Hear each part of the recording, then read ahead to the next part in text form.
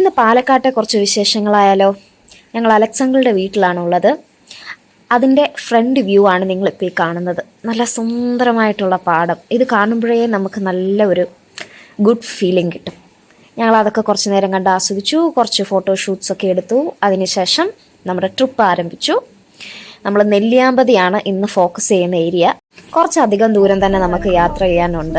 അപ്പം അതിനിടയ്ക്ക് നമ്മൾ ടയേർഡ് ആവുന്നുണ്ടെങ്കിലും അത്യാവശ്യം നല്ല പാട്ടും കാര്യങ്ങളും ഒക്കെ വെച്ച് വൈബായിട്ട് പോവാണ്. ഈ കാണുന്നത് ഒരു സ്പെഷ്യൽ സ്ഥലമാണ്. അതിനെക്കുറിച്ച് അതെൻ്റെ മാമൻ്റെ വോയിസ് ആണ്. പിന്നെ കാണാൻ നല്ല മനോഹരമായ വഴികളായിരുന്നു. അതുകൊണ്ട് അത്യാവശ്യം നല്ല രസമുണ്ടായിരുന്നു. ഒരു ലോങ് കാർ ജേണി എന്നൊക്കെ നമുക്ക് പറയാം. ശരിക്കും ആ വ്യൂ പോയിന്റ് എത്തുന്ന വരെ നമുക്ക് അത്യാവശ്യം നല്ല ദൂരമുണ്ട് നമ്മൾ താമസിച്ചിരുന്ന സ്ഥലത്തു നിന്ന് എത്തിച്ചേരാനായിട്ട്. ഗ്യാപ്പ് ഫില്ല് ചെയ്യാനായിട്ട് കുറച്ച് ഫിലോസഫി ആകാം. ഓരോ യാത്രയും ഓരോ തിരിച്ചറിവുകളാണ്. എന്തെല്ലാം കാര്യങ്ങളാണ് നമ്മൾ അറിയുന്നത് അല്ലേ. ഒരു മനുഷ്യനെ നമുക്ക് നന്നായിട്ട് മനസ്സിലാക്കണമെങ്കിൽ അയാളുടെ കൂടെ ഒരു ദൂരയാത്ര ചെയ്താൽ മതിയാകും എന്ന് പറഞ്ഞ് എവിടെയോ ഞാൻ വായിച്ചിട്ടുണ്ട്. അതൊരു പരിധി വരെ സത്യമാണ് കേട്ടോ. പിന്നെ ഇതൊരു വ്യൂ പോയിന്റ് ആണ്. അവിടെ നിന്നും കുറച്ച് ഫോട്ടോഷൂട്ടൊക്കെ ചെയ്തിട്ട് ഞങ്ങൾ വീണ്ടും യാത്ര തുടർന്നു. ഇതിനിടയ്ക്ക് ഞങ്ങൾ ലഞ്ചൊക്കെ കഴിച്ചതേ ഒരു പെൺമയിൽ പോകുന്ന കണ്ടോ. വേറൊരു സീൻ കൂടെ ഉണ്ടായിരുന്നു കേട്ടോ.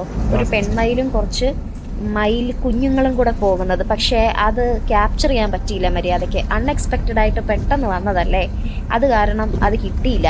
പിന്നെ ഞങ്ങളിങ്ങനെ ഓഫ് റോഡ് യാത്ര തുടർന്നു. ഇനിയും കുറേ ദൂരം പോകാനുണ്ടെന്നാണ് നമ്മൾ അറിഞ്ഞത്. കാര്യത്തിലൊരു തീരുമാനം. എന്തെങ്കിലും പറയാനുണ്ടോ സാർ? ബ്ലോഗിന് വേണ്ടി ഇത്രയും വൃത്തികെട്ട അറ്റ് ലാസ്റ്റ് നമ്മൾ എത്തിച്ചേർന്നു ഗായ്സ്. Seetharkund view point. ഇതാണ് ശരിക്കും നെല്ലിയാമ്പതിയുടെ ഏറ്റവും എക്സ്ട്രീം എൻഡിലുള്ള വ്യൂ പോയിന്റ്. കാണാൻ നല്ല ഭംഗിയൊക്കെയാണ്.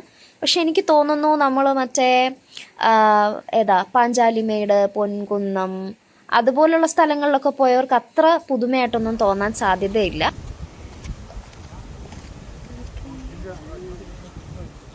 ക്ഷീണിച്ചു ഗൈസ്. മാമി ഒരു സൈഡിൽ, ഞാൻ ഒരു സൈഡിൽ. ഞങ്ങൾ രണ്ടുപേരും ഉത്സവമായി ഗൈസ്. വയ്യ ഇനി ഒരു അടി നടക്കാൻ.